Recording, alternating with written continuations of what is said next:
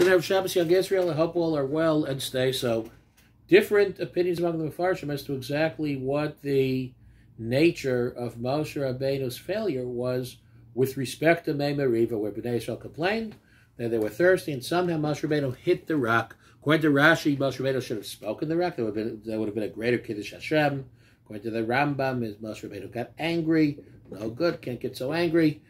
The Meshech Chacham of Simcha Devinsk has a very novel interpretation and suggestion in his view what Moshe Rabbeinu's failure may have been. And he suggests as follows.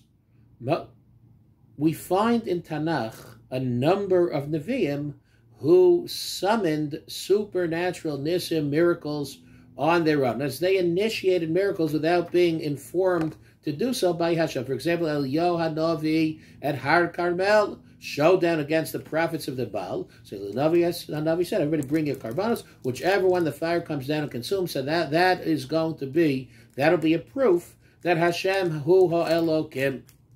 And so it was. Hashem didn't tell Eliyahu to bring a carbon and I'm going to consume it with a fire. Eliyahu Hanavi called his own shot. Or the case of Shmuel Hanavi towards the end of his life, when the people wanted a king, so Shmuel said, I prove to you that I've been faithful. If it's supposed, I'm saying it's going to rain. And sure enough, it rained.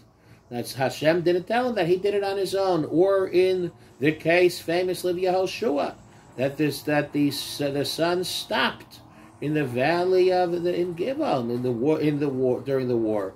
That wasn't a miracle that Hashem told him was going to happen. That was a miracle that Yoshua initiated. Yet, says the Meshech Chacham, Moshe Rabbeinu never did this. Moshe Rabbeinu waited for Hashem to command him. Hashem said, split the sea, drink dam, tzvardeya. Moshe Rabbeinu never initiated miracles out of concern for the very simple fact that his prophecy was on a higher level than everybody else's. Meaning, other prophets, other Nevi'im, received messages from God, prophesied via out-of-body experiences. Moshe Rabbeinu's prophecy was Baspaklaria Ha'Me'ira, was an absolutely clear prophecy, like one speaking to another. Moshe Rabbeinu spoke to Hashem anytime he wanted to.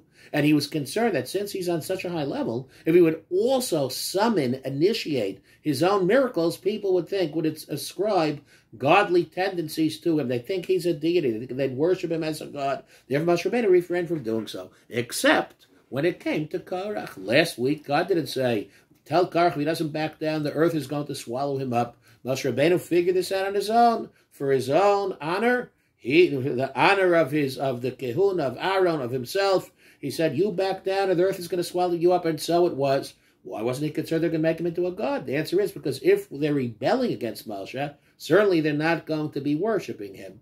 Okay, now we come to Mei Meriva. The people were thirsty. So get them water. No, I'm not going to make a miracle. Why not? My policy is I wait for God to command. I don't summon or initiate my own miracles. I don't call my own shots. But you did last week. That was different. That was going to be that. I wasn't afraid they were going to consider me a god. Yeah, but you got to be consistent. Despite that difference, at the end, for your own honor, says the Meshech Chachma, you were willing to initiate a miracle. You know what? When the people were thirsty, at this point, not like you were before, but once you initiated a miracle for yourself, you should have also initiated a miracle for the thirsty nation. It was okay when Korach was rebelling against you. It should be okay to do now, despite the fact that there is a difference between the cases. The Musar Haskel, then, of Mei Meriva, different than everybody else, different than all the other Mefarshim, according to the Meshech Chachma, is the importance of consistency. You've got to be consistent through and through. As I'm very generous when it comes to spending on myself and my family. But for a mitzvah, a $50, $100 esrog, that's too much. That's not fair. I'm always on time for every single business meeting, every social meeting, every wedding. When it comes to davening, not as much. No, you got to be consistent one way or the other. I love following rules. If the government has rules, if a medical agency has rules, I follow all the rules. I'm a rules guy. But you don't follow every rule in the Shulchan Aruch. One doesn't have to be perfect, but the Musar Haskel, the message of Moshe Rabbeinu's failure, or apparent failure at his level, in Mei Meriva, is the importance of consistency. Have a very good Shabbos.